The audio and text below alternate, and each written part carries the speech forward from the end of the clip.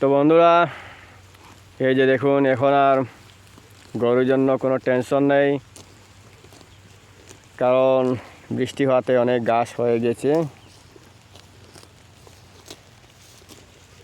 আর দেখতে খুবই ভালো লাগছে, একসাথে এতগুলো গরু ঘাস খাচ্ছে।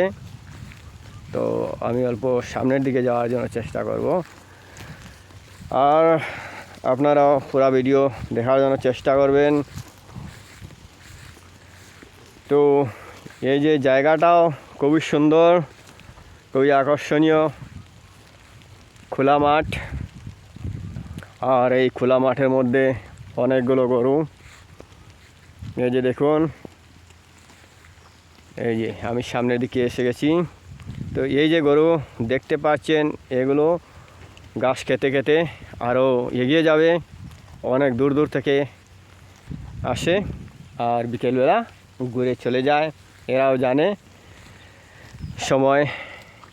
সময়ে ঘুরতে হবে নিজের বাড়িতে। আর এখানে এসে আমার খুবই ভালো লাগলো।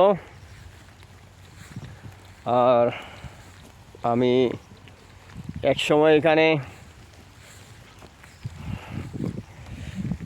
আসতাম, তো এই বৃষ্টির সময়ে এই প্রায় 2-3 মাস হয়ে গিয়েছে আসতে পারি না। তো আজকে এসে এখানে আমি দেখতে পাচ্ছি, এই যে জায়গাতে ঘাস ছিল না, অল্প অল্প ঘাস ছিল, আর বৃষ্টি হওয়াতে অনেক ঘাস হয়ে গিয়েছে। আর গরুদের জন্য আর চিন্তা নেই।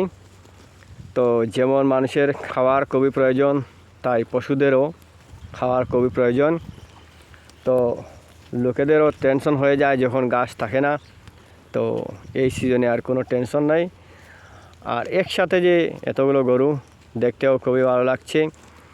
তো কোনো এক সময় আরও বেশি এসে থাকে। তো আজকে এত বেশি দেখা যাচ্ছে না, তবুও আমি দেখাচ্ছি অনেকগুলো গরু, দেখে ভালো লাগছে। আর বৃষ্টি সিজন হওয়ার কারণে গরুগুলো ভাগ ভাগ হয়ে গিয়েছে, আমি দেখেছি। তাই একসাথে আর এতগুলো দেখা যাচ্ছে না। আর ভিডিও কেমন লাগছে কমেন্ট করে জানিয়ে দিও।